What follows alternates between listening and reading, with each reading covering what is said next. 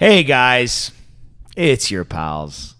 My name's George Boutsalis. And you know I'm Ricky. And this week, we had Will Nguyen on, a.k.a. Photo Will. Shout out to Photo Will. Shout out to Photo Will. This man needs no introduction because I think everybody in the city of Toronto and probably Ontario and probably Canada for that matter knows who Photo Will is. But for those who don't know, Will used to be very involved in the Toronto nightlife industry. He's involved in the music industry with his label and his management company. He's in the fashion industry with a couple stores. Like just an overall great guy, entrepreneurial mindset, and has a lot of cool stuff going on. And also a great father. This is a great episode, guys. A lot of fun, and we saw a different side of Will. So, yeah, Rick. Definitely saw a different side of him, and that's what we love doing. So I want to give a quick shout out to our sponsor. The current pandemic has brought about many new challenges for business, but also presented new opportunities. Now more than ever, it is important for your business to be digital and with a kick-ass social media page and website. Our sponsor and friend, Anthony Mila at HEIR Market, specializes in helping you bring your business to life digitally and ensuring you can operate successfully no matter the challenges the world throws at us. So visit his website today at HEIR Market, which is MKT.com. And my pal, what do we say? LFG. Let's go. You clapped too early, but we're good. Okay. Yay. We're back. Let's go. Right. All right, we ready? We're ready. We're ready. We're rolling. Yeah. What are you, new? Will. Yo. Welcome to the Pals Podcast. Thank you. Appreciate being here. Yeah, man. It's Is it too far? There we go. Beautiful. So we were supposed to line this up, 5 months ago now? Yeah. And then the C word happened. Yeah. We never got to it, so I'm glad we finally got a chance to sit down and chat with you. No, I'm glad, man. It's been a long time coming, so glad it's finally happening. Yeah. Good to have you on. Yeah, we'll get right into it, eh? Yeah, get right into it. Get right into it. I love how Rick's... We'll just get in. Yeah, just get into it. Let's go. Well, we're going to touch on so many different topics, but I guess since we were chatting this pre-recording, the retirement... Yes, the retirement. Yeah. The legend. The The legend is retired. The legend. The legend has fallen. Yeah. Becoming I guess you've been a dad for a while now, but now it's like family life, no more nightlife. Yeah, man. I mean, it's been kind of like a long time coming, you know, like obviously COVID, clubs closing, all that sort of stuff. Kind of just like put me into a different headspace, just kind of reset my whole like lifestyle, my whole mind space. And I just said, screw it, man. I mean, I've drank like 4 times in the last like 6 months. How good does it feel?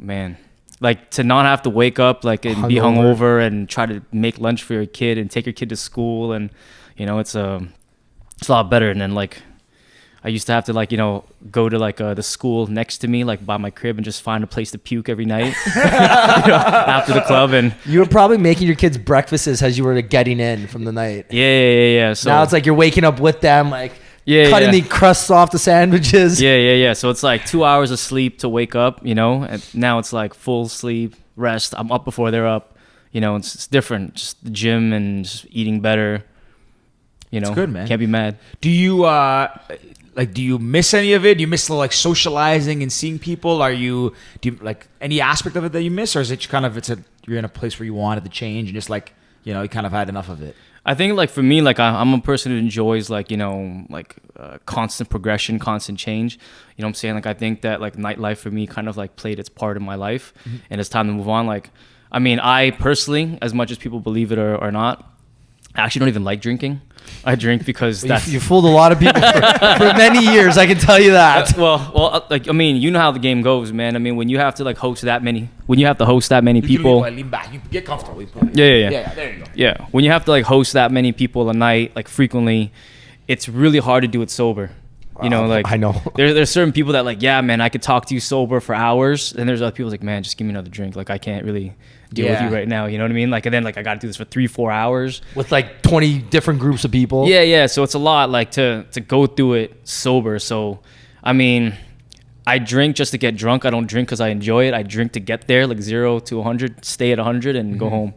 You know what I mean? It's gotta be exhausting too. Like you've been doing it for such a long time, and listen, I'm sure at some capacity it's fun to go out and talk to people. It's got to get exhausting because, like, I mean, you know, everybody knows Photo Will in Toronto, so like, you know, I'm sure it's not like you just get to go out and have a casual night. It's hey Will, I'm coming. Can you get me in? Hey Will, can this? I'm sure that's got to be. Like, I mean, nightlife for me is kind of like the way that I kind of saw it was like it was like I was on like a weekly tour.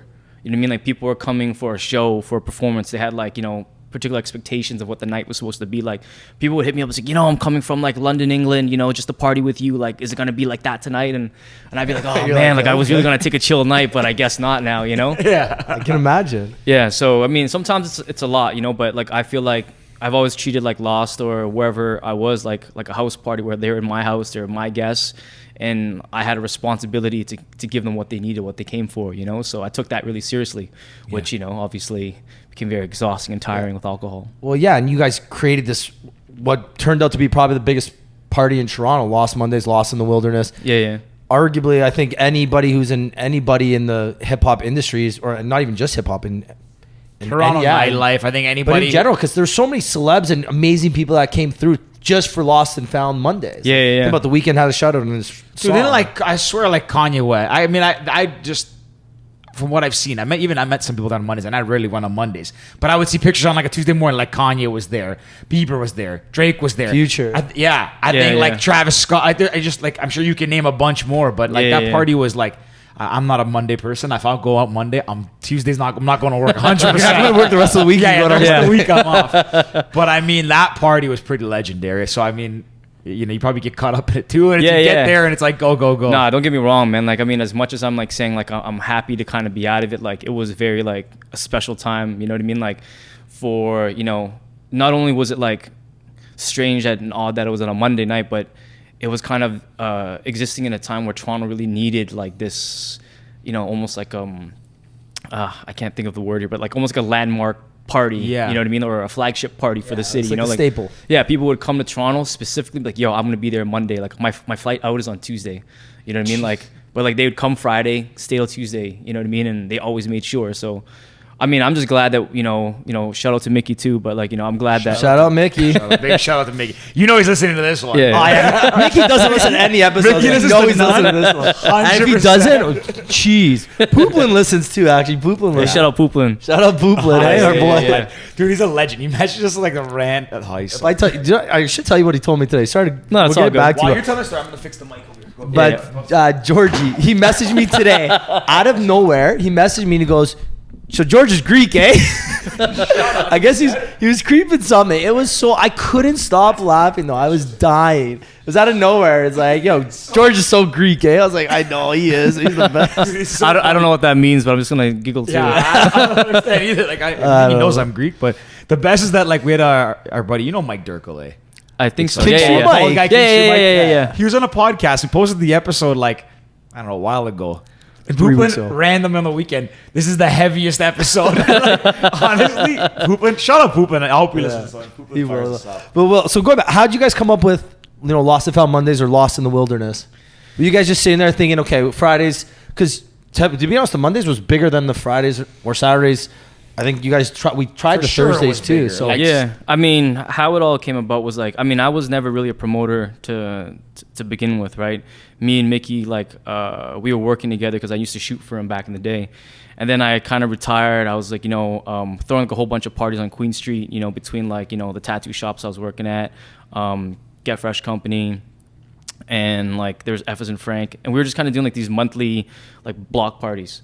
And I guess Mickey was just like, yo, like I got, you know, Lost opening up. I need kind of like a new kind of flavor to it. You know what I'm saying? Like I don't want just like the regular King Street crowd. You know what I mean? Like let's just bring like a little bit of like community and like lifestyle to it.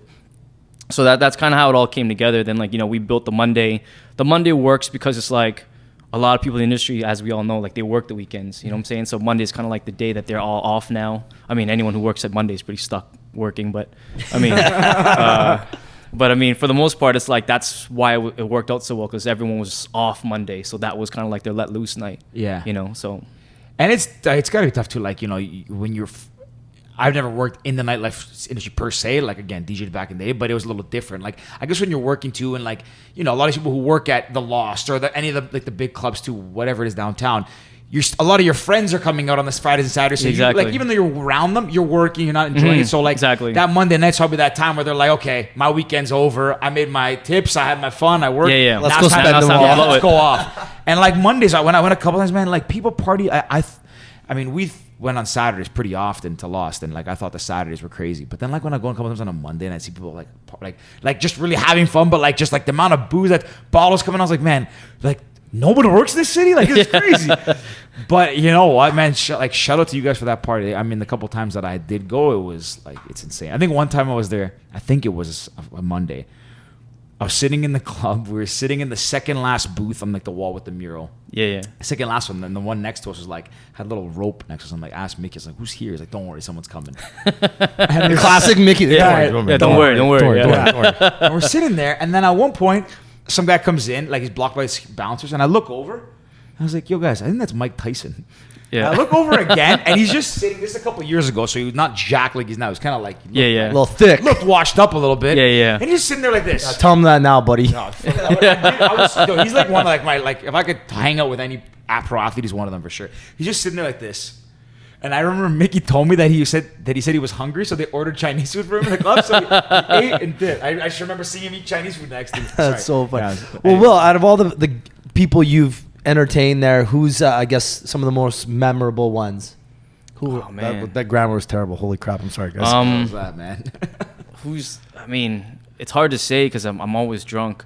But, you know, it's kind of like it's like But I mean, I think like one person that I've really always enjoyed there has been Travis Scott.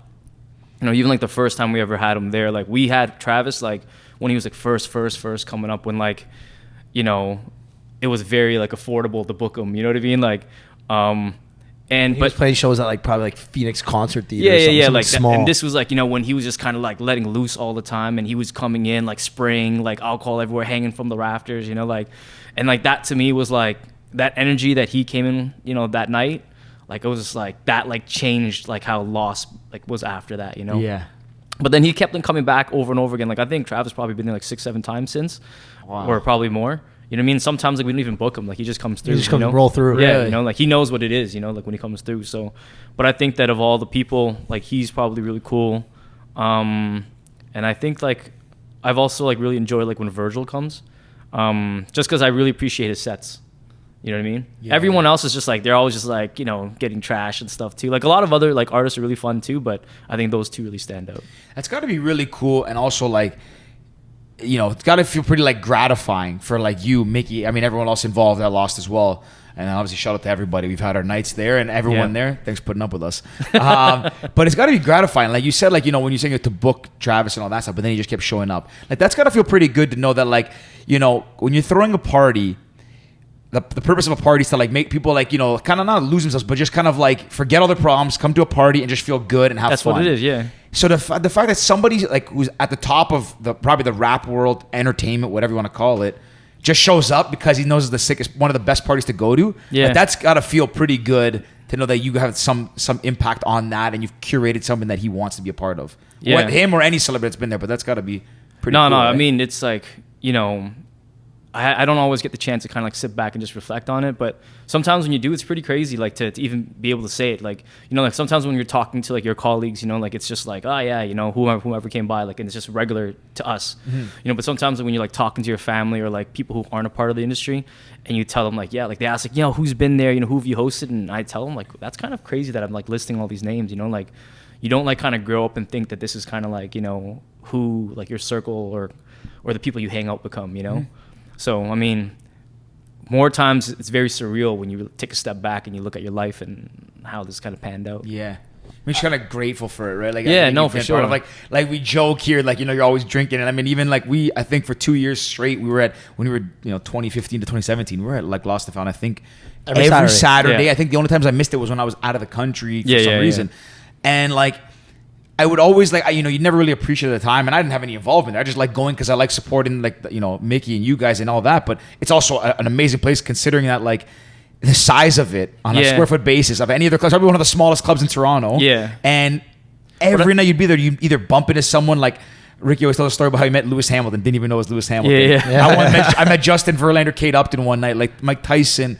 I mean, all the other Toronto celebrities who come out, and just like everyone's had a good time. It's not like when the celebrities come, it's not pretentious. They're all pretty friendly, and it's Yeah. it's really cool. But you don't really realize it in the moment. Yeah, and I think like a part of like the mystique or the magic of that place is like it's small, it's intimate, you know what I'm saying? And it's kind of dark, so you have like your privacy still. You know, there isn't like lights flashing on you and like you seeing, unless the bottles come out. I was just gonna say, unless the bottles come out. Then You know? it's like, But you did that to okay. yourself. Well, you did that to yourself. You know what I'm saying? You knew what you were doing. Unless Mickey's bringing in like 20 pizzas from Moretti, and then everyone's going nuts.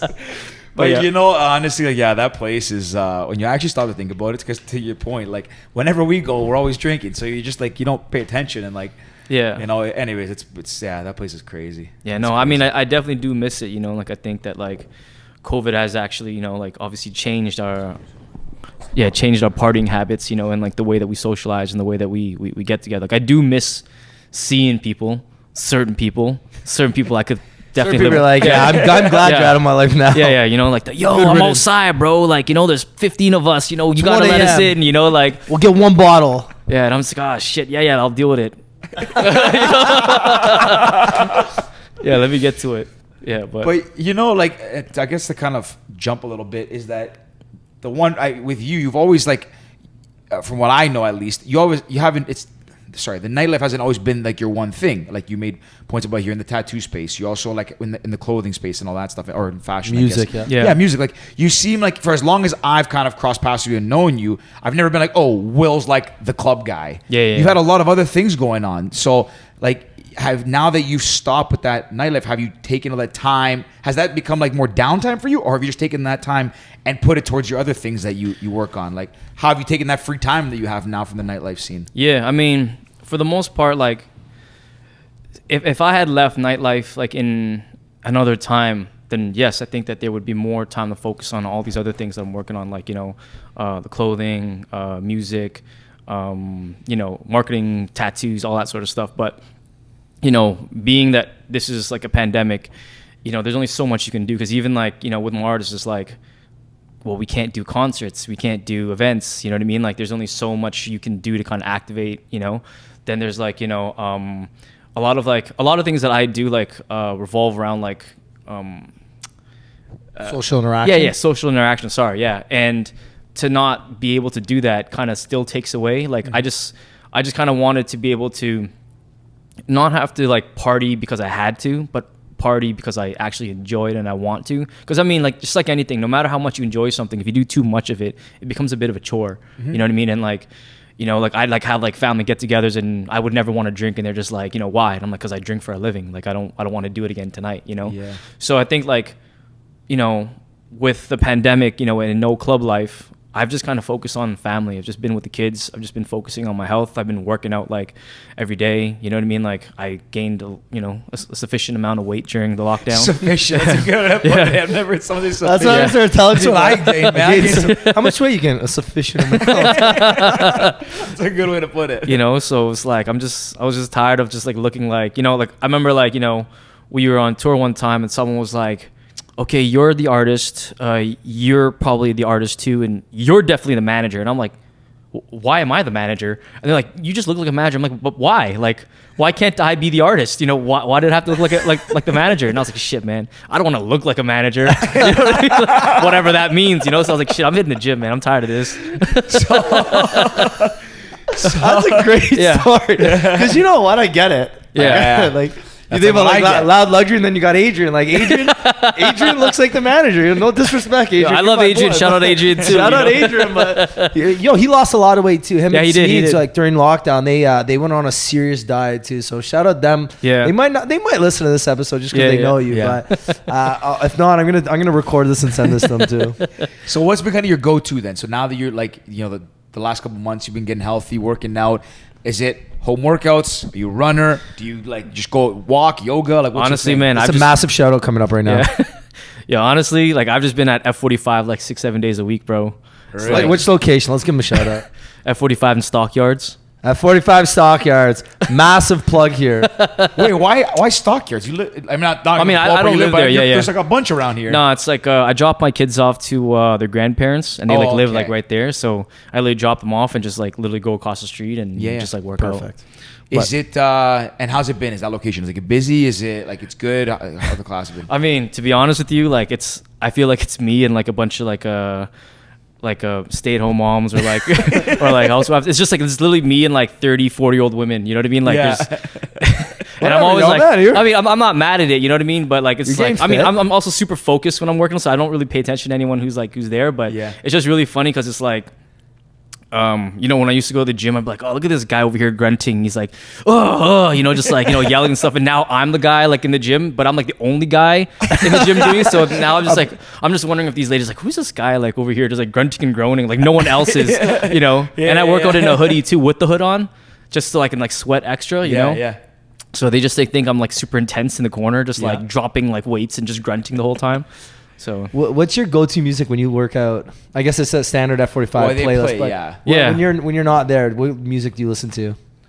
The reason I ask because the last guy, one of our last guests, when I work out or just like when you regularly? When you work out. Usually I don't listen to music when I work out. No, really? I just like I'm usually like in like this like very zen space, you know, when I'm working out. I'm just like thinking, I'm like meditating while I'm working out. Wow. Yeah, the reason I asked, and I'm gonna start asking more people, is because one of our guests, Jesse Dumphy, he's so he does personal training also, but he listens to opera when he works out. And we're like, really? Yeah, Andrea Bocelli. I actually haven't tried it. Fires him I up. mean, usually like often I'll listen to like a lot of like ambient music, like you know, like on like Apple Music. Calm. Yeah, like my playlist space. is like pure ambient. That's what it's called. You know what I mean? It's pure ambient. And then I listen to like just like a lot of like, you know, like Hans Zimmer type ish. You know what I mean? But big like, scores. Yeah. A lot of like building and climbing stuff yes, like that. Yes. Like that's like my thing, you know, like, and then I listen to like a lot of like indie, like folk, like type things. I don't really listen to hip hop as much, you know, or R&B. No, actually. Is it because just there was like, because you just got tired of hearing it in the clubs all the time? I mean, I think it's that too. And I think that like I got to be like in a certain energy to listen to that. Yeah. You know what I'm saying? Like, but usually I feel like I just need to cool out and calm and like think.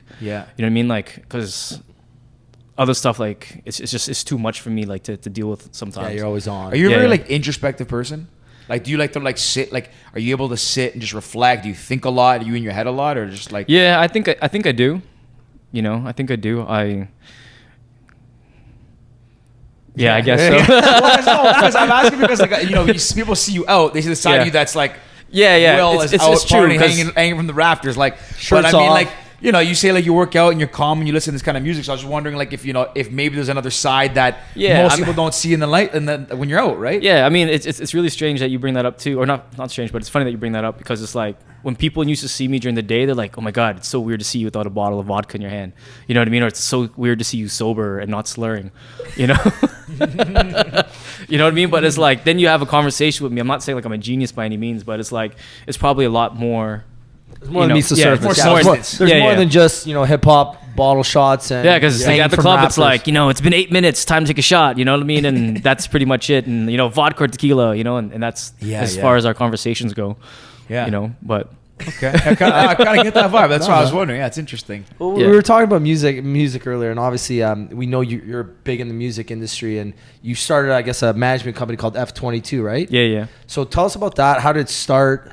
'Cause I think you do it with your boy Derek, right? Yeah. So, I mean, Derek and I, we started like managing an artist a while ago, but our roster currently is now Always Never and Aria Ohlsson. Always Never has been around for a little bit. They're kind of like...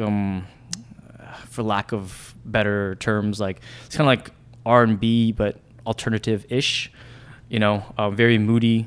And then Aria, she's brand new. She's more like indie pop folkish type vibes. Okay. But I mean, it's been like 3 years for us now, a little more than that.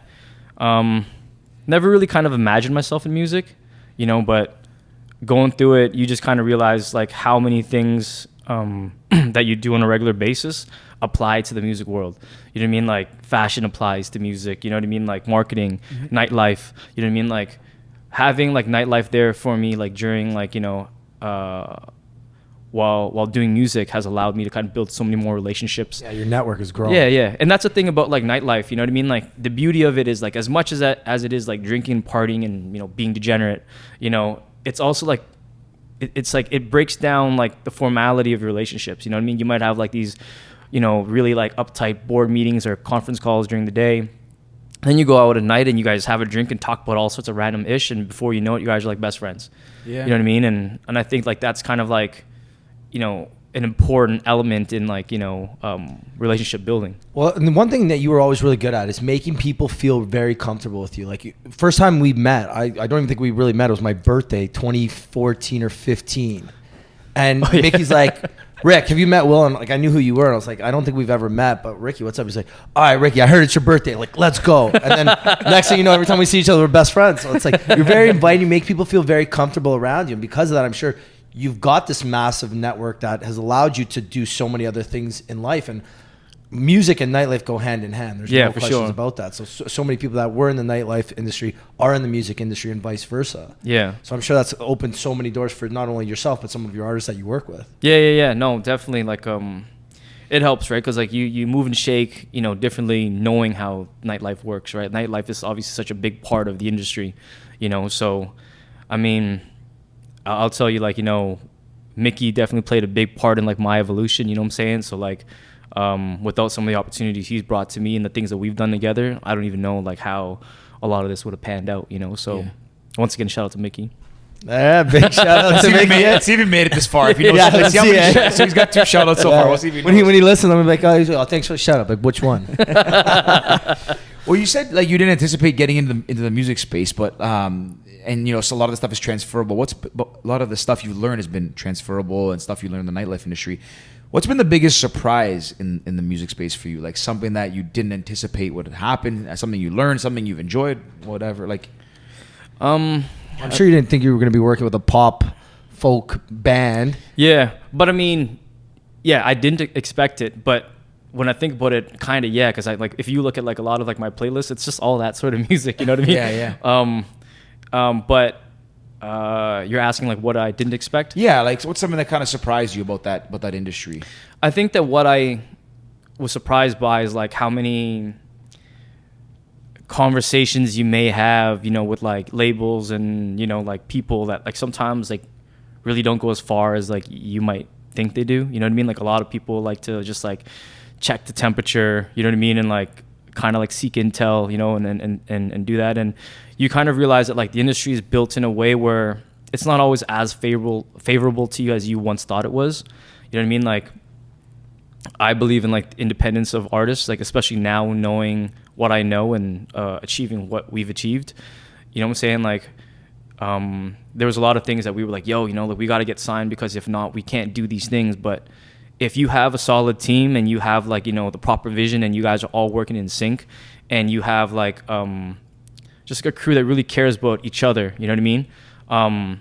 You actually go a lot further than like sometimes just signing up to work with people who just get paid to do something over and over again without any care whether you succeed or not, as long as they're getting paid off you. Yeah. You know what I'm saying? And I think that's what it is that like, you know, all these like big giant companies that you once admired, you kind of realize that like you're not really all that, and that the people around you could be just as good or better. You know what I mean? And for me, like I think that what I've come to realize too is that like, you know, leading a lot of this, I have the power to kind of like the power to empower other people. You know what I mean? And because the industry like has so much potential and opportunity, you know, if I play my cards right and everyone plays theirs right, you know, like we can go really far together, you know, and not necessarily have to rely on anyone. And I think like that's kind of like, you know, just being able to look at myself and my team and know that we can do this on our own. Like I never really thought that we could do that until this happened. That's really interesting, and that's honestly like, it's really cool. I definitely something I would not anticipate too, because you always think like seeing from the outside, you think like, you know, you need a big label or you need to be signed to something to get a little hype, and then they know who you are. Yeah. Then you hear all the horror stories of everything that happens to people, you know what I mean? And you're like, oh, really? And then you see it like, you know, in front of your eyes, and you're like, okay, cool. Let's just screw all that noise, you know, like let's just do this ourselves and, you know, keep the bread in the house. And I guess too, to that point, like with the advancement of, well, I mean, with just in general, how much information is out there and how many resources at your fingertips from the internet, but also how big streaming is getting, how big, like, you know, people are becoming famous off SoundCloud and all these different, social media. All these different mediums. Yeah, social media. I mean, fuck TikTok, everything. Like, I guess it makes, to that point, I guess it would make sense, like, you know, the team around you has, like, you guys have the tools now that, you know, maybe you're not going to jump to the Billboard 100 on a record, but like you can get people to hear your music based on all these mediums, and you know, you don't have to go to a label and follow just what their vision is. Yeah. You control your own destiny, kind of, I guess. Yeah. Is what you're. Yeah, as long as I think like, you have like a pretty well thought out plan and you trust each other. You know what I'm saying? Like, for example, like, you might get signed to a deal and they'll be like, all right, cool. Well, we got a marketing company downstairs. You know what I mean? And we got like a PR company and we got a distro company and this, all that, all these things that they want. But we got to take 85% of your earnings. You know what I mean? And then we're going to bill you for all these crazy things. And then you're like, so that marketing company downstairs, you can just Google it, hire them yourself, pay them yourself, and not have to give up 85%, not have to pay all these crazy rates for them. You're not paying the corporate rate, you're paying the independent rate. You know what I'm saying? Like this PR company, this distro company, you can just find out who this label uses, just hire them yourself and do it. It's the same thing. They'll probably care about you more than they care about doing it for the label. Because for the label, it's just like, it's just another client. You're another cookie cutter. Yeah, you know what I'm saying? But like, it's like, okay, like, these guys, like, I believe in them. That's why I'm going to work with them, and there's just like different ways of getting through the game without having to fully commit to it. Now, don't get me wrong, like the label's still important, for a lot of things. And I think it comes down to the person that like, really co-signs you at the label, if they're going to really look after you or not. You know what I mean? Because really and truly, it doesn't matter where you get signed. It matters who's signing. Yeah. Like who's the guy or who's the girl, like who's going to be your the person partner in this, basically. Exactly. Like they got to champion you. Who's going to watch out for your best interest? Yeah, you know what I'm saying? Because for example, like labels like sign like, I don't know, hundreds of like artists a year. You know what I'm saying? But they really just need one person to make it, and then that one person will bankrolls everybody. Yeah, exactly. All the other losses don't matter. It's like Bieber drops an album and everyone else flop on the label. That's okay. Bieber fix it all. Same as with tech companies when they invest. Like they want to hit, they got to hit 2 of every 100, if that, and that 2 outweighs what they lost in the bottom ones. Yeah. I wanted to ask. You find that there's a lot of empty promises in the music industry? Like you always hear these horror stories where people sign to labels and they sign their lives away. Yeah. Like we'll do an album for you now. The next album, and like it's just I feel like there's a lot of it now, but like maybe I'm wrong with Taylor Swift. Like, there's all the beef with her when she was young. She signed away basically all of her masters, and now she's trying to fight again. And I don't follow it too much, but I don't know. But do you find that there's a lot of empty promises, or do you find that when you meet the right people that they stick to their word and the people are generally good in the music industry? Yeah, I mean, genuinely, I've met like a handful of really good people, you know what I'm saying? And like people that really cared for us, really looked out and made sure that we were always like, fighting with their like own company to make sure that we were getting what we needed, you know what I'm saying? If that was a part of their like trick or not, possible, but with these certain people, I don't think so. But I mean, a lot of times, of course, right? Like it's like it's how the game goes, they're finessing young, talented artists who are usually inexperienced, don't know like what their worth or value is, don't understand what their long term is. You know what I mean? And they don't have the money to bankroll an album. Exactly. And it's just like, some of these advances, they're just crazy, like the amount that you have to pay back or like the rules that they put on you. Because it's like, say you sign an album and then you submit the album. They're like, I don't really like this album. You know what I mean? Like, go do it again. You know what I mean? And then like you do it again. I still don't like it. Go do it again. Then you've spent like 3 months of your life, or years, or years. You know what I'm saying? And like before you know it, like you still got like 4 more albums to drop. You can't even drop the first one. And then like you happen to, it's finally ready. But then like I don't know, like someone really big on your label has to drop, so you have like all your dates moved. Before you know it, like it's been like 2 years, 3 years, and you still got however many projects to do. Do you know what I mean? Like it's a lot, right? And like the amount of like levels that like of approval that things have to go through is kind of crazy, right? Like, whereas if you're independent, you can do it on your own. Yeah, like you have creative control. You have, you decide on your schedule, how things are done, who's on board. You know what I mean? Like, it's all up to you. But having power doesn't always mean like it's a good thing, right? Like some people have power, just don't know what to do with it. They might have the money, they might have a team, but the team doesn't necessarily know what to do. So in that scenario, you know what I mean? If your team doesn't have vision or experience or like, a proper strategy, then you're better off having consultants or like maybe being with the label or another management company to kind of guide you. But you kind of run it like how like, LeBron ran it, you know what I mean? Like you have like, all these people in place, have your guys around, learn the roles, and then you let them all go off and you put your guys in place, and now they've learned how things are done. Yeah. You know what I mean? And then that's how you keep your people fed.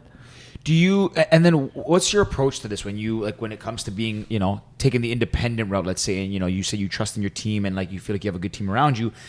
When it comes to your artist, is it you and your partner saying like coming up with the main strategy? Do you sit down as a team even with the artist, say like, what do you guys think, or do they kind of just trust in you that you two have been through this and you guys sit in a room and say, okay, we're gonna release this song, or we're gonna do this, this press, or we're gonna do this thing? Like, what's your approach to that? How do you come up with the strategies? I mean, for the most part, Derek and I, we shout out Derek. Yeah, shout out Derek. You better be listening. You better be listening. Yeah. So I mean, Derek and I, for the most part, we kind of have a general idea of how things are to plan out how to be, and then but we never try to make the entire plan on our own. It's important always that whomever that it is that you're working with, whether it's an artist or another company or whomever, that they feel equally satisfied with the plan. You know what I mean? Because once they're invested into it, they're going to treat it differently. They're going to respect the plan differently. Treat it like their own, yeah. Yeah, yeah. So, I mean, I don't want it to be a thing where it's I'm your manager, do this. Mm-hmm. You know what I'm saying? To me, it always has to be a collaborative thing where, you're happy with what's happening, and then you don't, at the end of the of whatever it is we're working on, you're not I hated this, this sucks. And then I don't want to be well, you didn't say anything about it, and or oh, well, I planned this, so you had to do it type thing. So to me, it's always important to collaborate, put minds together, you know what I mean, and come up with the best product for all sides, where everyone's equally happy to push it and move forward with it. So okay, yeah. That seems like it's a good approach, because then everyone feels they have a say as well, and you're kind of empowering them exactly. too. Because I'm assuming, I don't know, but assuming when it comes to again, bigger labels, they have their agenda, they know their structure and things that have worked, and made people very, very, very rich. But I'm assuming that, and you can speak more to this, that it's this is typically the structure. This is what you do. And the artist might say, I don't like that, or I don't want to do that. But they say, listen, it's worked. We have to do it. And maybe it does work for them, but they don't feel as involved. So I'm guessing this way, even the artist is more appreciated. They feel they have more input in their kind of, they can kind of have input into their destiny, if you will. Yeah. I mean, something that I think Derek and I I guess some people might have seen as a bit of a flaw, but something that worked in our favor greatly was the fact that we weren't kind of educated in the regular way that other music execs might have been educated in, they might have gone to school or taken certain courses or been around certain people to learn certain ways. But Derek and I really had not much to work off of. Not formal, formal training. Yeah. We never had no formal training, and for us, School of Hard Knocks. Yeah, so for us it was just always all right, cool, this is what we want to achieve, but how do we get there? So we would always just kind of work back. So in order to get this, we'd have to have that. But in order to have that, we'd have to do this. And then we go all the way back to where we were, and we would always do that. So a lot of the things that we would do, when we were in label meetings and stuff, they would always be yo, you guys are super unorthodox in the way that you guys operate. And they're just how did you come up with this plan? We're just I don't know. We just know we want to get here, but we don't know how you get there. We just have to kind of figure it out. Yeah. You know what I mean? And I guess when you don't know what to do, it kind of forces you to be creative and a little bit more resilient in a way, you know what I mean? So in that sense, Derek and I have been relatively successful, you know what I mean? With just being, you know. I just have a question on that. Do you think that is a benefit because, not to say you're naive, but because you're more naive to the traditional ways, let's say something might go wrong because you don't know if it's going wrong. Yeah. You're kind of oh, okay, this is our plan, it's going to work. Or do you think it's a little worse because do you always kind of question, is this the right path because it's more unorthodox? Does that make sense? You're asking when things go wrong, do I question is my it method? more? Yeah, is it more oh, this is going wrong, I should know better, or is it it's going wrong, but do I know if it's wrong? I mean, we usually sense when things are wrong, and we're really quick to kind of maneuver. But at the end of the day, too, Derek and I don't think that because we know nothing that we know everything, as strange as that sounds. Yeah. We still have a lot of peers that we'll sit down with and have coffee or tea with, and just have deep conversations and learn about the industry and how things work. You know what I mean? So although we don't have any formal training, we have a lot of conversations, from other people that have guided us along the way too. So it's not entirely just our gut feeling. It's a combination of everyone's teachings, Yeah, makes sense. The fact that you guys don't have that that formal training allows you to think outside the box. A lot of orthodox was the right word. Yeah, was it? Orthodox. Okay, so, it allows you to have a more creative approach to things. So it's not okay, we need to get there, so we're going to do A, B, C, D. Now it's going to take us to E. It's okay, we want to get to E, so we're going to throw an F, B, Z, 3, 6, whatever, right? It got to a point where we would go to like label meetings and they were asking us so many questions that like we realized that like they weren't just asking to ask, they were asking to find out how our brains were working. So then it came to a point where like me and Derek would go to meetings. It was like, yeah, we got a plan. You know? Do you know what this reminds me of? Do you watch The Office? Yeah. We give so many office I was references. just thinking the same it's thing. like when David Wallace invites Michael to Michael York. Scott to New York to teach to all the other branches to teach him how he's leading in sales. And it's so unorthodox, but his management skills when he goes work. in as a chainsaw thing and the chocolate. And throws out the candy. It's like, well, I remember everybody's name, and here's how you do it. Baldy, he's bald. Bob. Like, he's got a big forehead, Frank. You guys know what I'm talking about. I know exactly what you're talking about. It's true, man. Sometimes it's good to be unorthodox and not know the traditional ways. I mean, it's just I had one last thing because my kind of view of it, like, with this podcast, with whatever Rick and I, we're working on something else, a little startup project, like, we don't have experience in these things. Yeah. Like, we have some experience in talking. We have experience in running businesses, but we have an unorthodox approach to it as well. In that, like, we don't know how to get like the structure to doing these the right, quote unquote, right way. But I think I'm finding more and more in life is that the people who just are willing to step into something without knowing and maneuvering, finding different ways, typically that not always produces a better result, but if you keep doing the same thing everyone else has done, you're kind of going to get the same results or end up at the same finish line, right? Exactly. Like you might, and when it comes to artists, okay, like, one artist, artist A and artist B, if they go the same path, they're not going to end up the same because they might be different in their talents, but the story and the narrative, how you get to that finish line also plays an important role. There's a beauty in the struggle. Exactly. Yeah. So it's kind of cool, like, taking the different approach. Like, just, there's always that like picture in that thing where it's like, from A to B in success is not always a straight line, right? Yeah.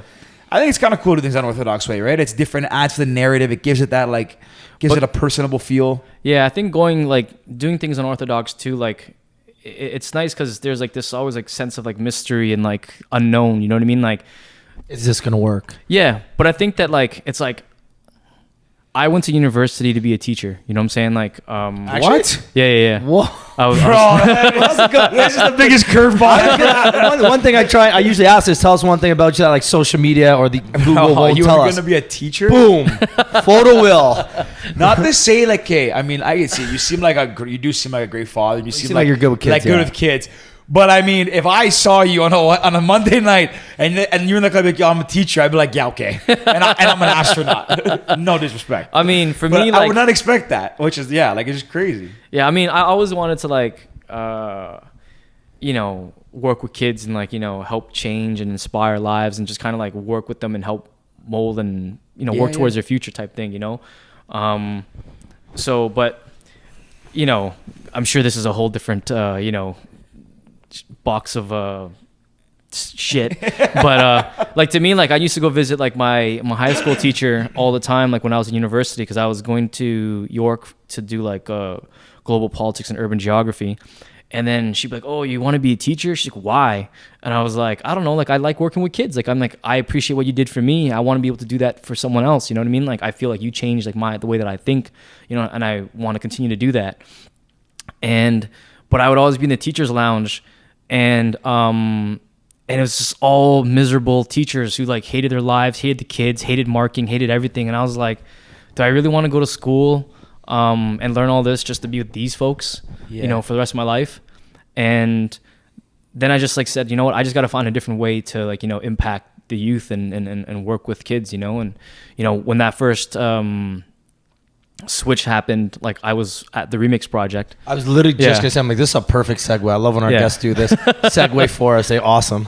Yeah. So I mean, the Remix project to me was like something totally different. Like I was a student there, like in like the third round, and I don't know if you guys know about it, but it's basically like it's so hard for me to describe sometimes, but it's like it's described as like an incubator. You know what I mean? Like for like the arts, business, music, all sorts of stuff like that. Like Drake's producer 40 was like one of the directors or music directors in there. Future, who's his manager, was one of the business directors in there. T-Rex came out of there. Brock, who's like Division's creative director, is from there. Low, who's Division's like managers from there. You know what I mean? Yeah, it's like it's not really a school, but it's more of an incubator, Yeah. or like a home for people that have artistic skills. Yeah. And it's usually, I think it's not government funded. It's self-funded. privately funded, It's privately yeah. funded. Yeah, because when I went to George Brown for sport and event marketing, we did our final project.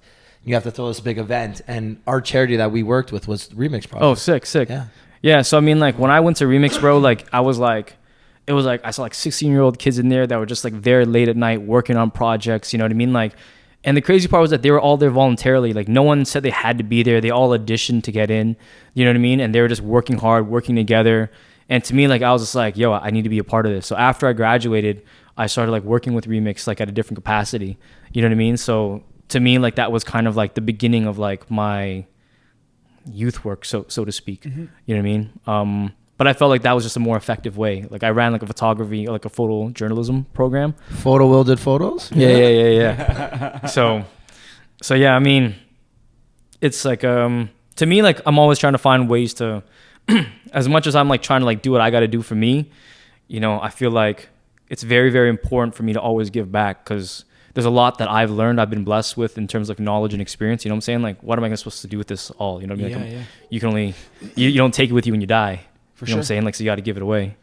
I agree, and honestly, I can relate to that. I know, like Rick knows this. It's like when my family, like, I mean, I would say I'm kind of similar in that I'm like the very like outgoing, I'm the loud, and I'm like the one who's like always out downtown in my family. But I have a very like polar opposite side where I'm super family oriented, and like especially when it comes to all my little cousins, I have a pretty big family. Yeah. Freaking Greeks, they all do it. Yeah, man. Like 40 cousins. They're all named George or Chris. But you know, I don't know what it is. I think because when I was a kid, I always found it really interesting to sit with the adults or sit with older people and just listen to them and hear them talk. I always kind of wanted to like. I was The coolest thing ever. Yeah, because it's so cool the stories they would tell, and I would just sit at the I would never want to be at the kids' table. I wanted to be with them.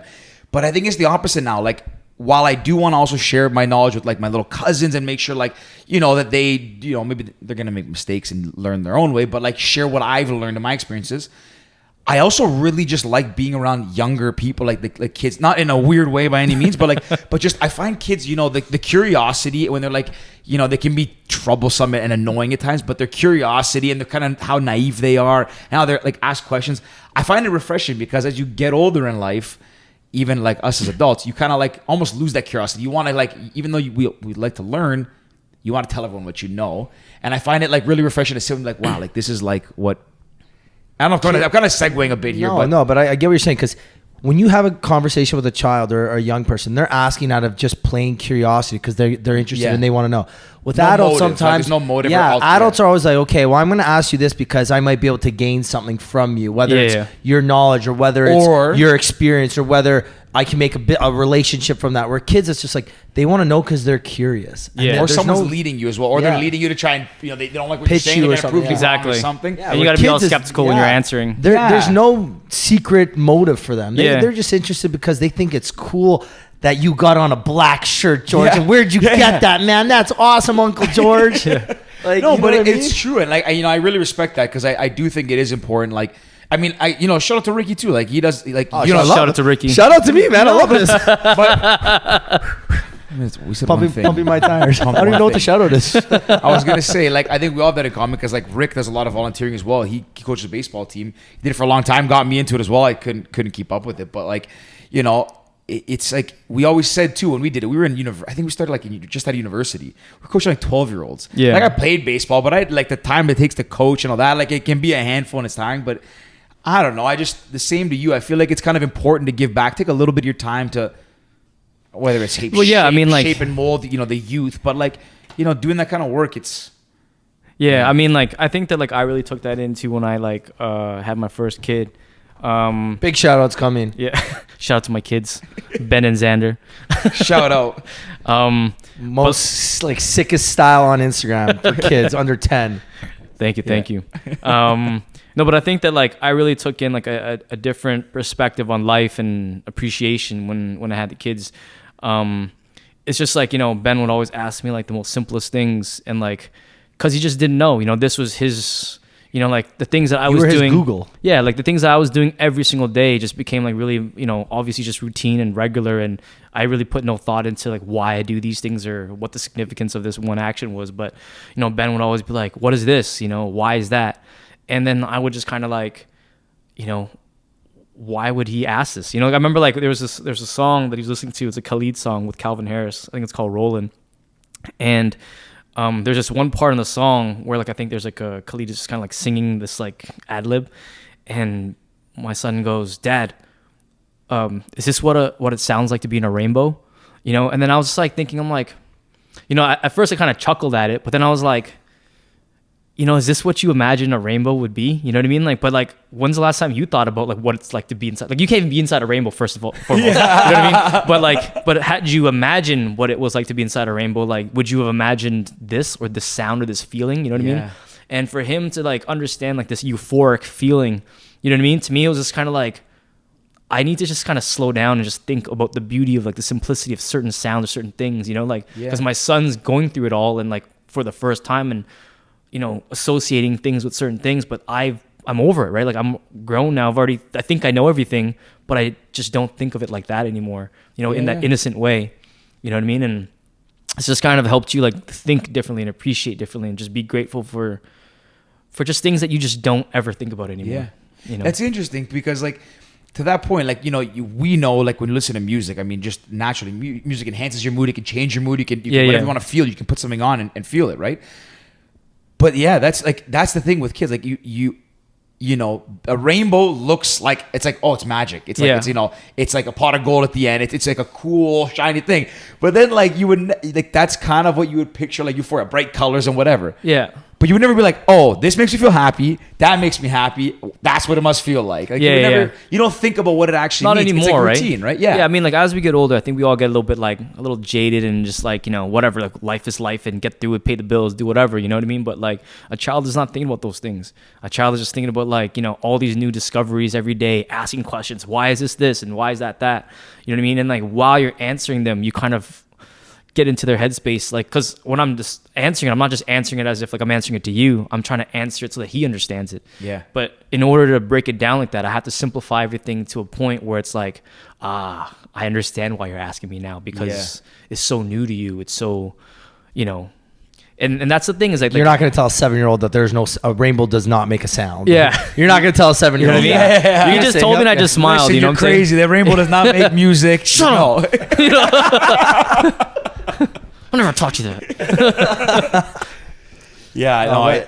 You know what? And we love these conversations and these podcasts because you see a different side of people, and we try and ask our guests questions that will bring that other side out. And we're not even near done, but I just want to say that this is one of those sides where people listening to this are going to be like, there's so much more to you than just, again, lost and found Mondays or pouring bottles or, you know, get fresh colas. I sure hope so. Yeah, there's so much more. And just hearing the way you talk about fatherhood and breaking it down for your kids and all these other things, it gives me feels. I don't know about you. 100%. It's giving me feels 100%. Right now. Like, I'm sitting here. So I'm just should I like, expect man, a baby from you in 9 months? Absolutely not. No, not even close. But yeah, man, it's one of those. I'm getting so much emotion because I can just picture your son coming up to you, those, you know, little puppy dog eyes like that. Is this what it sounds like? There was something, and like on that point, like there was something you posted on Instagram recently. I can't even fucking remember, but your son said something, and you're like, "Did you really just ask me that?" And I'm just trying to. I've been thinking about this whole time, trying to remember what it was. It was something so crazy that he said. It was hilarious.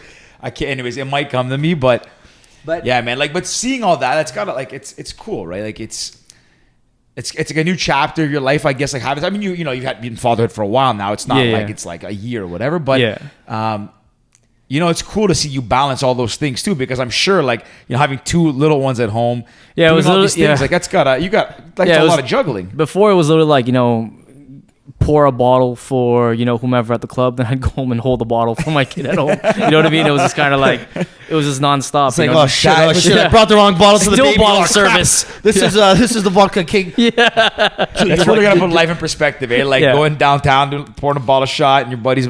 But that was literally what it was, you know. Like, I would literally leave the club, and then it was like I was on daddy duty as soon as I got home, which was like 3-4 o'clock in the morning. You know what I mean? And then like my wife would get some rest now that I was home, and she'd get ready for work, and then I would wake up, and then I would get the kids ready for school. I drop them off, and then I would just have to like get right into phone calls and do whatever. So it was really weird because it was like I was living like almost like a double life. Yeah, two separate. Yeah, you know what I mean? Like people just didn't recognize the fact that like I was functional.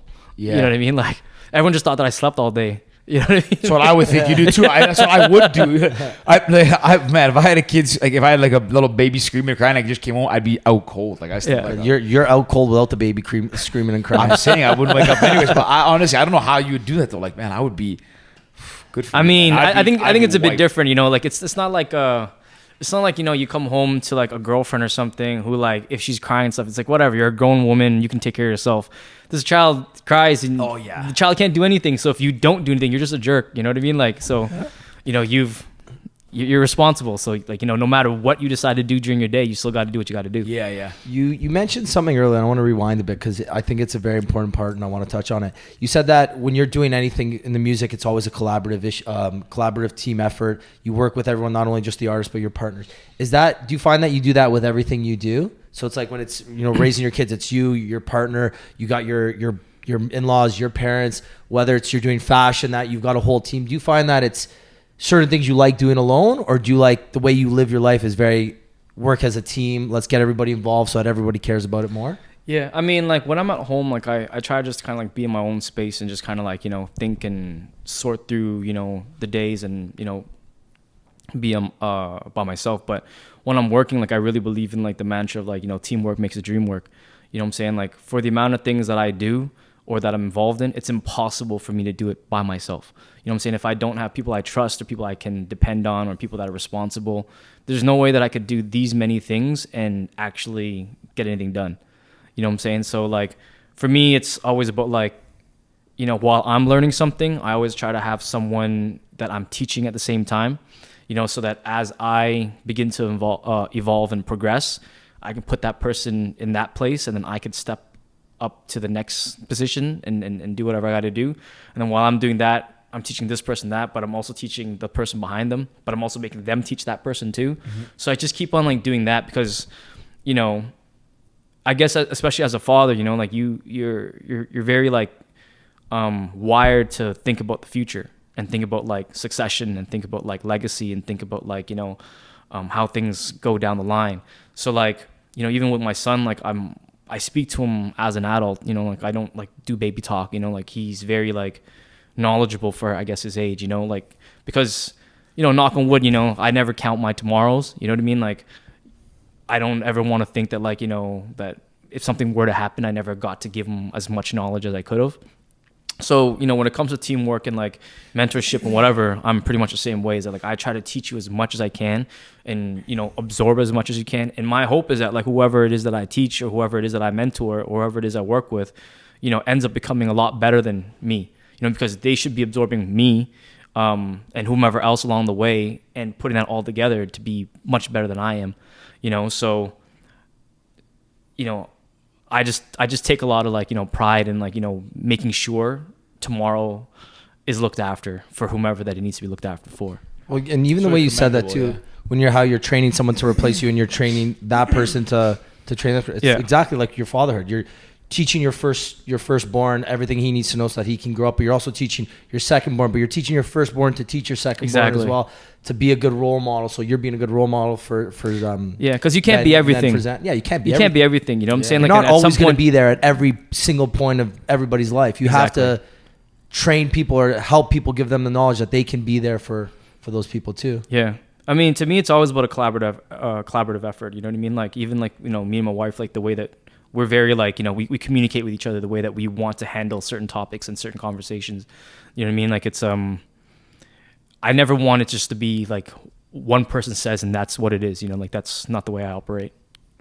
So that's honestly really commendable. I will say like that's kind of similar to how I was brought up, and I'm very grateful for my parents. I mean, same kind of style. Like it was a very team effort in our household. I mean, my dad is a very like patriarchal guy, and like I think I take a lot of that after him. But I will say from a very young age, like my parents put a lot of trust in like me and my siblings as well. And like, you know, when we were young, my dad said, you know, like not to get all doom and gloom, but you know, if something happens, this is what you do. Exactly. And like, you know, your family business, he always said, you know, this is what you need to do here. And like, you know, he didn't give me everything would make me mad at times because I wanted all the answers.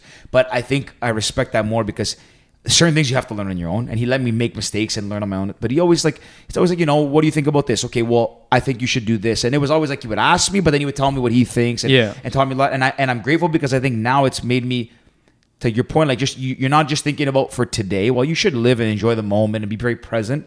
It's also made me think about, how do you set yourself up for success for your future? How do I make sure, like, I can enjoy my 20s and my 30s now, but I want to have a family someday too. I can't just go spending every dime I have and partying and traveling and that stuff, because one day I'm going to have to, I might have a family or I might have a large family. You got to pay for university, all these things. And you got to be cognizant of it. And I still can be young and selfish at times, but like I'm sure, and maybe you can speak to this more, but you still got to like make sure you're not jeopardizing your future for like immediate enjoyment. Yeah, because I think that like in essence, like all of us, like we're just like a link in a chain. You know what I'm saying? And like, our part is to continuously link the next, and our parents linked it for us, and so on and so forth. You know what I mean? Like, and it's our job, like while we exist and live, like to make sure that like we leave making an impact and making like the world, or our world, not the entire world, but at least our world better than it was when we came in. You know what I'm saying? Like I feel like in my lifetime, it's my job to make it better for my child, and then it's my child's job to make it better for their kids, and so on and so forth. So, like I have to do my part, because like you see like those families sometimes that just like get into like this, like, this was great, and then all of a sudden they have this bad kid, and then all of a sudden like it kind of spirals out of control type shit. So butterfly effect. Yeah, you know what I mean? Like those those couple decisions can completely alter somebody's life. Yeah, I mean, like, and by no means am I perfect. I mess up all the time, but like, overall, like I try to like, as much as I can make the conscious effort to like do good things, like, like I said, I don't think any of us are perfect, and I know I'm definitely not, but you do the best you can while you can, you know what I mean? Yeah. While it still matters. That's actually really cool. So many feels right now. Yeah, it's a really cool way you put it. I never thought about it that, because honestly, I have the same belief. Like I that's one thing that drives me is, I've been fortunate and like gotten opportunities in life. Like I think my parents, I think I made some decisions that set me up for success, but I think without my parents, I wouldn't have gotten nearly to where I've gotten today. Exactly. So like for that reason, I mean, I could have just sat and said sick, like about these things, but like I want to make sure that I want to give my kids and my family more than what my parents gave me. Exactly. Because if I give them less, I'll be like, well, like my dad worked this hard. So what did you do in this time? Exactly. Yeah. But one thing that you said that I've never really considered that was really interesting, is you said life, like it's like a chain. Yeah. And that's really interesting, because that is a way to look at it. Yeah. Because if you start to be lazy or take things for granted, whatever you do, and you start to weaken that chain a bit, and then you start to kind of weaken the chain links below it too, because you're passing down bad morals, bad work ethic, bad whatever it is, bad, whatever. And all it takes is one weak link. Yeah, and it breaks the chain. And that's actually a pretty cool way to frame it. I never thought about it that way. Yeah. I mean, I just thought of it right now too. So, well, that just blew my mind on the podcast. This has been cool. I love it. Will, I do want to touch upon a couple other things, and again, I got so many feels right now. But Photo Will, obviously. Nickname. Tell us the photography side of things, because obviously we've all heard the Drake song. Shout out to Photo Will. Like, that's fucking crazy. Oh, that's a funny story. Well, let's hear it. I guess we got. No, tell us behind your photography background, because since I've known you, so let's say the last 5 years, Photo Will, but I've never seen you hold a camera in my life. Yeah. So from what I know, I don't think you really shoot anymore, do you? No. I retired like just before Ben was born, so maybe like 8 years ago. Okay, so were you always just a good photographer? Did you just get handed a camera one day and be like, whatever, I'm the photo guy now? Like, I mean, I'll tell you the story, of how it begins, but it might be a bit long, but I'll try to condense it so I don't talk for too long. But basically, I think I watched this Bruce Lee movie when I was younger, and I was just like kind of like it was a biographical movie, and it was basically about like him fighting against like society, and for like kind of like for people to kind of see Asians as people, which kind of obviously relates to what's going on in the world right now, and to me it was like how hard he fought to just kind of like be seen or be understood or kind of like put on for the culture. And I think after that movie, it like had a lot of effect on me. And I must have been like grade 5 or grade 4 or something like that. But later on, around grade 7, I started like thinking that like my life was very interesting, you know. So I was like, shit, you know, when I die, I want a fucking biographical movie, you know, like, you know, but then you'd always watch the beginning of a movie and be like, you know, inspired by true events, but then someone was like, that's not really what happened. And I was like, you know what? I'll write my story and then I'll send this to the director, you know, when I'm old. And then now it's a very accurate story. So from grade 7, I started documenting like my life. But like, you know, like some people would have like diaries or journals, but I kind of like documented a script. So I would kind of like do it like, you know, today is whatever day. We were at the park. The park is located at. The park looks like this. I was with, you know, Jenny, John, and whatever. They wore this, that. Johnny usually says this. Johnny usually wears that. So I casted everyone, said what they looked like, wrote their common phrases. And, you know, later on, I think in grade 7, I stole a camera. And then I kind of like started taking photos that, I mean, I'm not proud of the fact that I stole, but I did. It's like 20 years ago, man. Yeah. Nobody's hunting you down for the stolen camera. Yeah. But, you know, I kind of, so that the way that I saw it was that like that, all the writings that I did was kind of like the script and the playwright of my film. And then I kind of saw the photos as being the frames in my reel. So it's kind of like, you know, theoretically speaking, if you flip the photos fast enough, that was my life, you know? So it was like, you know, to complement each other whenever that was happening.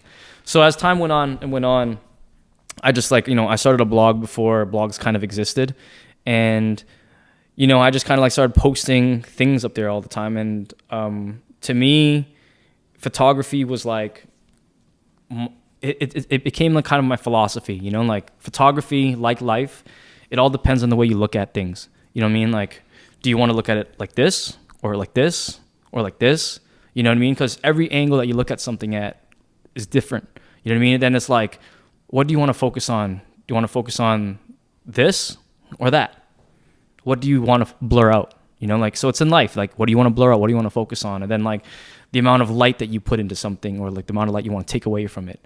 You know what I mean? And to me, like photography became like my way of seeing and my way of thinking. And it also became like my way of like eternalizing moments. You know what I mean? Like, I feel like every day we get older, we forget something. And you know what I mean? Like, will you really remember how you look like when you were 12, 13 years old if you didn't have a photo? Can you really describe that? You know what I mean? And like photography becomes a bit of like a time machine. I remember the way I looked when I was 12 because my high school pictures or my elementary school pictures, that's what I think I look like. Exactly that picture. My FUBU red jersey or something. Yeah. Like my frosted red tips or something. Yeah. And then to me, like photography became like, it almost like, you know, in my mind, like I felt like it was like a magical power in the sense that like it was like a time machine. You know what I'm saying? Like I had the ability to freeze moments. You know what I mean? And like when you look at a photo, do you like, oh, I remember this day, like I was with grandma and grandma cooked this and, you know, it smelled so good. I remember my brother coming in and he said this joke and then, you know, like we all had this party afterwards and I went home late and I got this present, whatever. Like that's what a photo does. Do you know what I mean? And like, to me, that was like the magic in photos for me. It was that like, I could have this moment forever. I don't have to ever forget this person. I don't have to forget this day. And I could come back to it anytime I want. You know what I mean? As long as I have this photo. So that became a thing that I felt responsible for, not only myself, but like for my friends around me. So I would document, and I was like never really into like doing photo shoots because to me that wasn't reality. I was interested in documenting reality. You know what I mean? Like our story, what was real, you know, didn't really need like much like editing or Photoshop because I thought that like there was already beauty in the simplicity of the day, the simplicity of just the natural occurrence of life, you know? So that's kind of like how I got into it. And then like Lost in the Wilderness became my blog. So Lost in the Wilderness basically just means that like, you know, wilderness with 2 L's because my name is Will. So I'm just lost in my world here, just trying to find my way out. You know what I mean? And That's a this sick name. Yeah, I never put two and two together. Yeah, I didn't Yeah. realize that's fucking sick. Yeah, so Lost in the Wilderness became like the brand where like everything was just my world. And, you know, like when you were reading this blog or when you're with me at an event or whatever it was that you were now part of me finding my way. You know what I mean? Like I found you while I was lost. You know what I mean? And we're finding this together. You know what I mean? And even like when, you know, like, you know, people are like, oh, how does partying like, you know, like tie in with like, you know, all this like kind of deep thinking that you do, you know, like to me, it's like we're sharing a moment, you know what I mean? Like, and we're being together and we're intersecting, you know, in our lives and there's so much things that could happen from there, you know what I mean? And you got to celebrate these moments and just kind of be happy with each other every now and then too, you know? So like all these things tie in, no matter how strange and odd they may seem, you know, but that's kind of how it all happened. And then like, you know, with my nickname, I was shooting like, you know, a lot back in the day. Like I was just like going downtown, and just like going into like all these like stores like Goodfoot, Livestock, and just like documenting like the cities come up before, you know, no one really had it. Like back in the day, like there was like no news covering this world, right? But I just like having my camera shot everywhere all the time. And then I put up on my blog, and people just were always watching this blog because they would just want to know what new restaurants there were or what new stores there were. And, you know, coincidentally, I was like shooting Drake, you know, while he was coming up. And, you know, at that time he was just some guy, you know, that was always around, but was rapping, but like he was just a friend. And then, you know, I think one day, like, you know, he had come back from Mexico, and I was with Oliver and 40. We were at like a Lil X's party that he threw that day, and I was shooting. And then they came, and they're like, oh, you know, Drake shouted you out in a song. And I was like, oh, okay, cool. And then like not like really caring at all. And then they were like, yeah, he said shut up for the Will. And I was like, well, that's really creative. You know what I mean? like yeah, okay, cool. Photo Will. Thanks, rapper Drake. You know? And then there's yeah, it's gonna be really big. It's really awesome, you know? And I'm like, oh, okay, cool. Because like at that time, like in Toronto, no one had made it in music. Nobody. So like to me, like Drake rapping was like the equivalent of like somebody working at Foot Locker. You know what I mean? Like it wasn't like no one had any success in music, so you don't think of it as anything, you know? And I just remember too, like, you know, to go off topic for a quick second, but I remember like, you know, 40 and Oliver were like, yo, we're gonna go on tour. Are you gonna come? And I was like, well, how long are we going for? And then they're like, I don't know. We're just gonna go. And I'm like, okay. And then I'm like, so am I getting paid? Honestly, bro, we don't know if we're gonna make any money. We're just gonna go and just fucking try to do this thing and see what happens. And I was like, okay. I'm like, bro, like I'm in school. I got bills, bro. I got to look after my moms and shit. Like I can't just be like you guys fucking out here rapping and just running around the city and shit. You know, they're just like, yo, we'll just come. Like, I don't know, man. You do your thing. I'll see you when you're back. Right. And then obviously, you know, here we are. you know, Drake's the biggest rapper in the world. But, you know, that's kind of like how it all happened, you know. But yeah, that's how, you know, that story. And so Lost in the Wilderness, that's how photography happened. And like I went into like nightlife and shot like, you know, several times a week and just kept building relationships and ended up like throwing my own parties. Dude, that's crazy. Yeah. That was a great story. That was a really good story. That was a great story. So wait, you got the name Photo Will because of Drake? Yeah. That's fucking I thought the name was before. No. He I mean, like every time I see him, he'll always be like, he'll always tell someone, like, yo, you know I named this guy? So it's really funny. So I mean, he hasn't forgotten, you know, but it's really funny. I doubt he would forget. He shout out a song. Imagine getting arguably the song that like blew his career up. No, I have so much love for him. I didn't know that, but that's pretty sick. Shout out Drake. Bro, imagine. We'll get Drake on the Pals podcast. Yeah, for sure. On a podcast, we'll get him on. We'll get him on soon. Don't worry. That's so crazy. I didn't know that. Like Drake gave you the nickname. That's yeah. It was honestly though. Like I didn't even know it. Like the Wilderness to me, like Photo Will's still sick. But Lost in the Wilderness is sick. Like the way you explain that story and like how that's crazy, man. Thank you, man. See, Thank you. I knew you were a deep thinker. That's why I asked you, are you introspective at the beginning? I knew it. I knew there was something there. I think that's a great point to start to wrap it up on. That Man, was honestly. I guess I need to talk to you all night. But we could, but Will, obviously we want to thank you for coming on. We wanted to have you on so much earlier on in our season of the Pals podcast. But we're so glad that you took the time to sit down with us. No, man, I appreciate it. Again, this is a complete separate side of you that people would not know just by your Instagram or Googling you or whatever, right? This whole sense of fatherhood, this deep thinking, some of these thoughts that blew our mind during this conversation. So thank you for coming on. No, man, thank you guys. Appreciate it. That was sick, man. That was fun. Like we talked about like youth work and like these are the fun ones. I know we say this a lot, but like it's cool to talk to people that we know, but also like friends or people that we know through like passing through being out, you know, people that you intersect with out for a bit, you have fun, you have a moment, but then that's it, and you kind of see each other once in a while in passing, then you sit down and talk to them, you're like, I did not know this side of different side of them. Yeah. Which we really appreciate. But Will, we've got two questions we always ask every guest that comes on the show. So the first one is, if there was a movie about your life, who would you want to star as you? This is fitting because we just talked about if you had a movie about his life. I mean, I don't know. There's not like very many Asian actors to choose Could be from. anybody. Don't Yeah, matter. it could be Could Asian. be anybody. Someone that you feel you that, want, yeah. looks like you, that acts like you. That It could be that is just from any point in time too. It doesn't yeah. need You to could be a choose lot. anybody. Fuck. Shit, man. I don't know. Fuck. I really don't know the answer to this. It's okay. Yeah, I mean, I really don't know. I have like so many actors that I like, but I don't know who would fit this. But I feel like it's just like some young actor, you know what I mean, who's just like kind of like charismatic and, you know. Good looking and charming. I mean, I don't know. It depends what phase they're acting. But yeah, like, but I don't think it'd be anyone that like I would that would be out now. I feel like it'd be some young person. Yeah. I mean, because I'm young. Not really, but yeah. Young at heart. Yeah. So who's your favorite actor then? Who's one of your favorite actors? Oh man. Fuck. So many. I don't know. It's just top of my head. I don't know. Leo.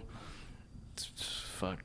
I don't know. You're putting me on the spot. I have no idea. It's fine. I watch Listen. movies like every day, and everyone like asks me like what my favorite movies, and I never know what my It's favorite hard, movie yeah. is because I watch so many. You know, like. But you know, whenever we ask this question to people, I feel like people think, okay, it's got to be me. So, you know, I'm Italian, Brazilian. I got to get someone who looks like me. It's like, it doesn't necessarily need to look like you. It's It's a true. movie based on your life. Right? Yeah, that's So true. It's someone who is a deep thinker who came up with photography and then did all these things. Yeah, so but I really enjoy like indie movies nowadays, right? So it's like a lot of like unknown actors, you know, like and you don't even know the names of Yeah, them. yeah. You know what I'm saying? Like they've been in 1-2 movies, but like I just enjoy like, and I think I also just enjoy watching like people on the come up.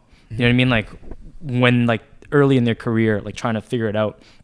So like I have a great appreciation for that stage in someone's life and journey. So it's hard. Like, you know, obviously there's movie stars, but like it's Yeah. you know, Kind of see what you're saying. Yeah. Actually, I have a really random side note. The other day, do you guys watch Star Wars?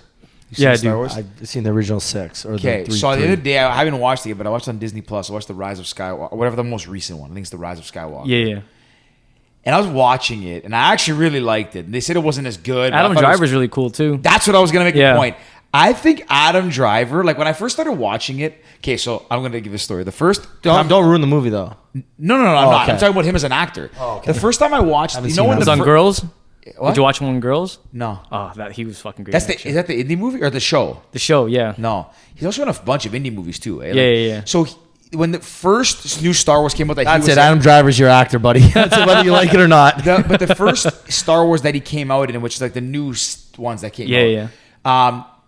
Like it was so badass when he was like had like the Kylo Ren mask, Kylo yeah. Ren mask. But then when he takes it off, I was like, oh, that's him. I was like, kind of geeky. Like not like he's a geek, but he just doesn't like not It doesn't fit. intimidating. Yeah.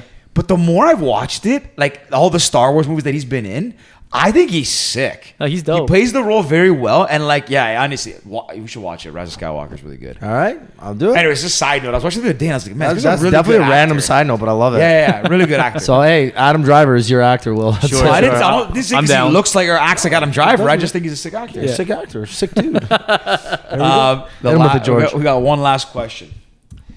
If you could give one piece of advice to your man. younger self, what would it be? Well, these cracks. In Yeah. that. All right, we're in.